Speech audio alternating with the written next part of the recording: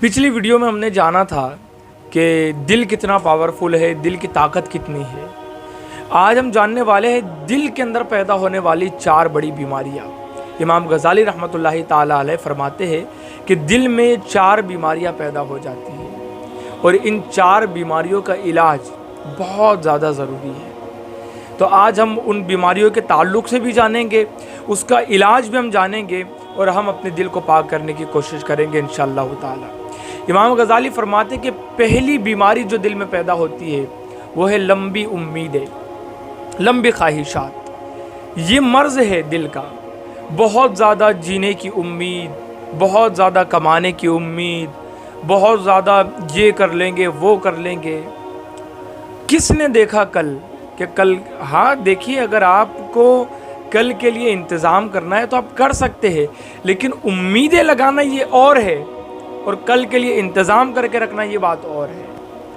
لمبی امیدیں ہم کو عمر سے ہوتی ہے، زندگی سے۔ کسی سے کہو تو کہتا ہے بہت زندگی پڑی ہے، ابھی تو بڑھاپا پڑا ہے۔ تو بڑھاپا آپ کا آئے گا یا نہیں آئے گا یہ کس نے دیکھا ہے؟ لمبی امیدیں انسان کو گناہوں کے اندر دھکیلتی ہے، لمبی امیدیں انسان کو امراض کے اندر ڈال دیتی ہے، لمبی امیدیں انسان کو گناہوں کے دہلیز پر لے جا کر کھڑا کر دیتی ہے۔ اور اگر اس کا سولوشن کوئی ہے تو وہ ہے موت کو یاد کرنا۔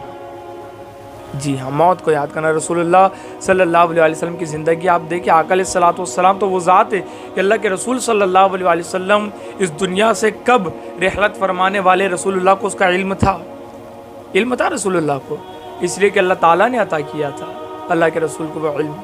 لیکن پھر بھی اللہ کے رسول صلی اللہ علیہ وسلم کی زندگی کیا تھی؟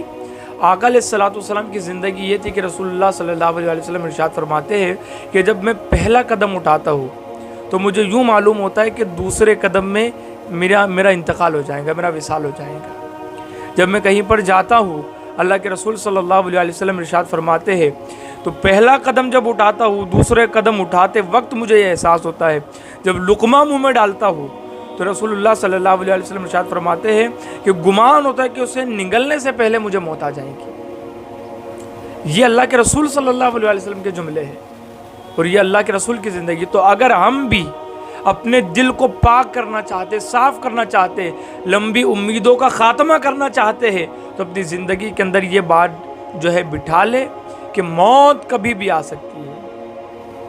پہلا قدم اٹھا، دوسرے قدم میں جان نکل گئی، کون آپ کی زندگی واپس لا سکتا ہے؟ کوئی نہیں لا سکتا۔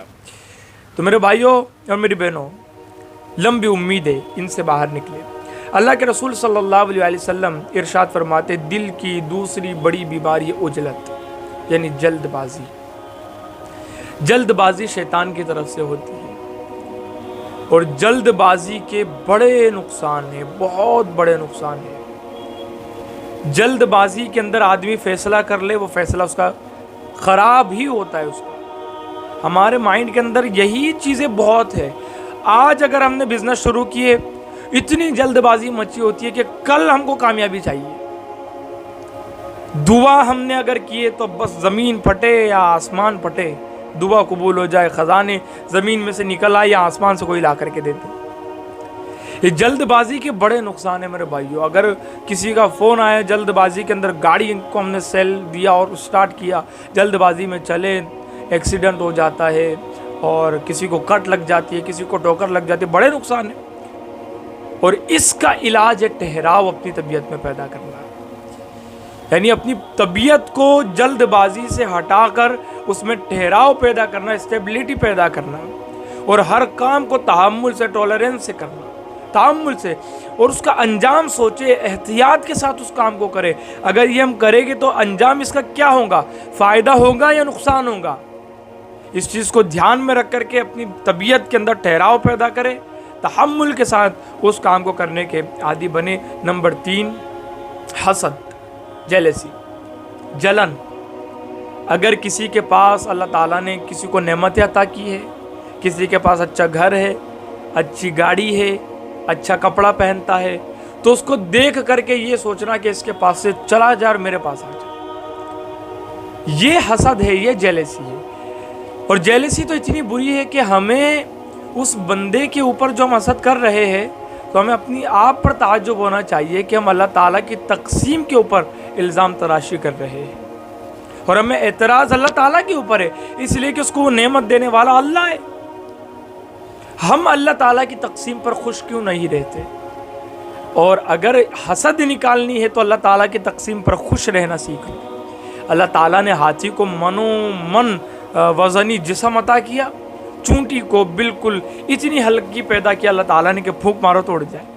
تقسیم ہے اس کی، ڈسٹریبیوشن ہے اس کا، وہ جس کو چاہے جو دے، جس کو چاہے جیسا دے، جس کو چاہے جیسا رکھے۔ ہمیں اس کی تقسیم پر خوش رہنا ہے۔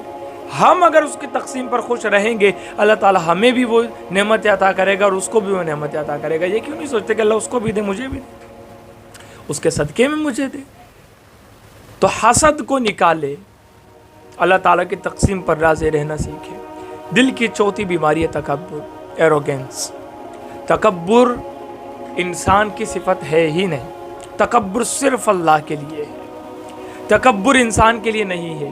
کسی کو حقیر سمجھنا، کسی کو کمتر سمجھنا، کیوں سمجھ رہے؟ وہ بھی انسان ہے، ہم بھی انسان ہیں۔ تو اس کا جو علاج ہے وہ عاجزی ہے، ڈاؤن ٹو ارتھ رہنا۔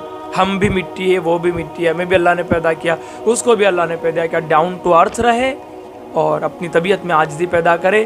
یہ 4 ڈیزیز ہے جن کا علاج بھی میں نے آپ کے سامنے پیش کیا۔ تو میرے بھائیوں، دل صاف کرے، دل پاک کرے، آپ کی طبیعت کے اندر اللہ سکون پیدا کرے گا، بڑے بڑے امراض سے اللہ تعالیٰ بچائیں گا۔